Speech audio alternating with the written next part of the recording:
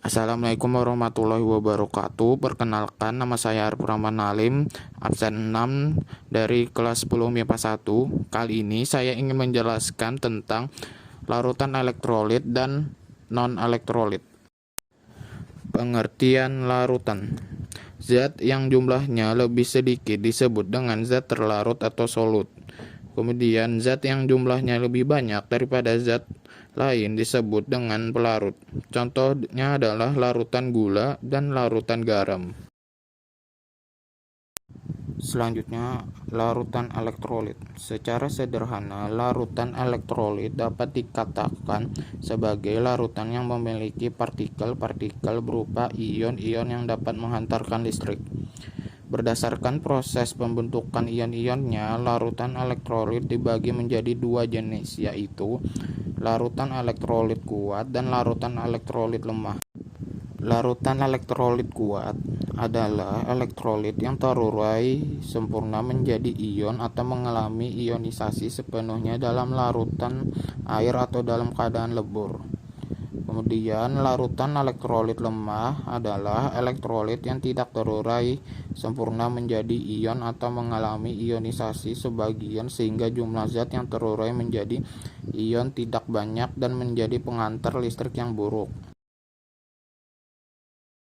Selanjutnya adalah larutan non-elektrolit.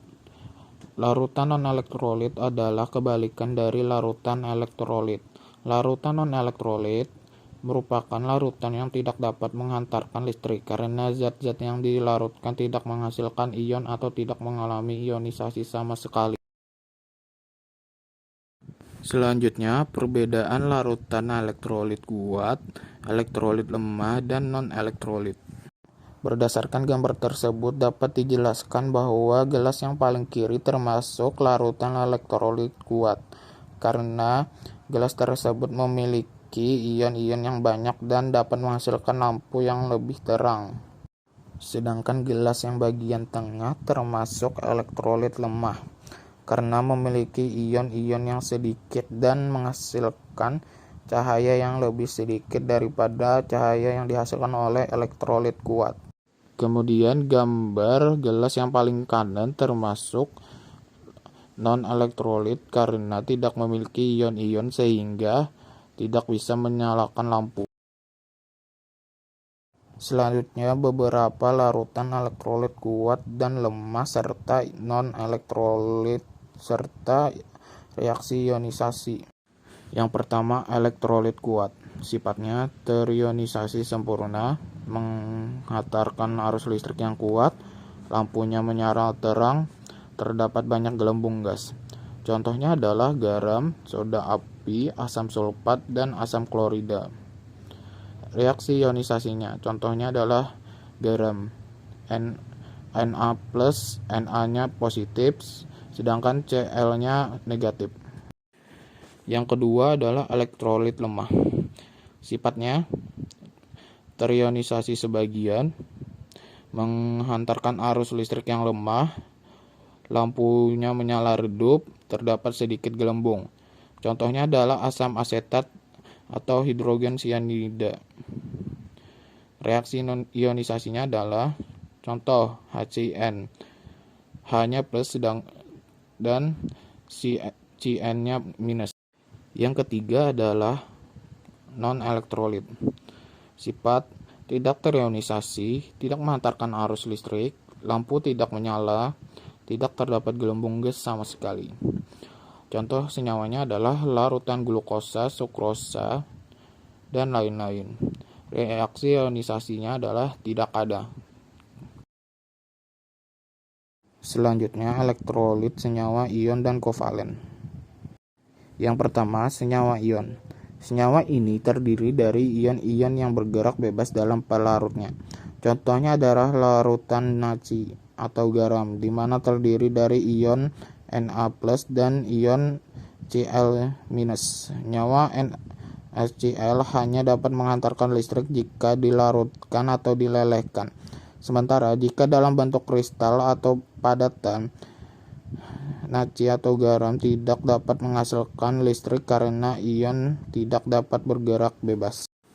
Yang kedua, senyawa kovalen polar. Senyawa kovalen bersifat polar apabila dilarutkan ke dalam air, karena air merupakan pelarut polar.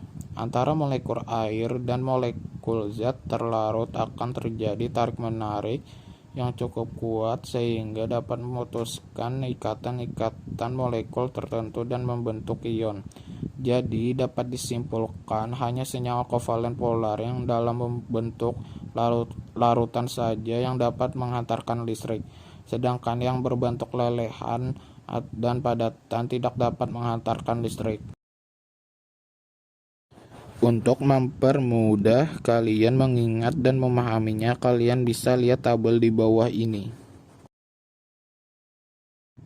Oke, selanjutnya adalah derajat ionisasi. Derajat ionisasi adalah parameter larutan elektrolit yang berupa perbandingan antara jumlah zat mengion dengan jumlah zat mula-mula. Oleh karena itu, digunakan persamaan sebagai berikut. Alfa sama dengan jumlah zat mengion dibagi jumlah zat mula-mula, di mana alfa sama dengan derajat ionisasi dengan ketentuan sebagai berikut. Alfa sama dengan 1, maka zat mengalami ionisasi sempurna, atau dapat digolongkan asam atau basa yang kuat. 0 lebih kecil daripada alfa lebih kecil daripada 1, maka zat mengalami ionisasi sebagian, atau dapat digolongkan asam atau basa yang lemah. Alfa sama dengan 0, maka tidak mengalami ionisasi sama sekali. Oke, selanjutnya adalah penerapan larutan elektrolit. Meskipun terdengar cukup asing di telinga kita, sebenarnya manfaat dari larutan elektrolit maupun non-elektrolit banyak diterapkan dalam kehidupan sehari-hari, guys. Contohnya adalah dehidrasi. Kalian pernah merasakan dehidrasi kan? Dehidrasi adalah keadaan di mana tubuh kita kekurangan cairan. Oleh karena itu, kita diperlukan untuk mengonsumsi cairan atau larutan oralit. Selain itu, larutan elektrolit juga banyak digunakan atau diterapkan untuk sel elektrokimia seperti bahan pengisi aki, baterai, dan lain-lain.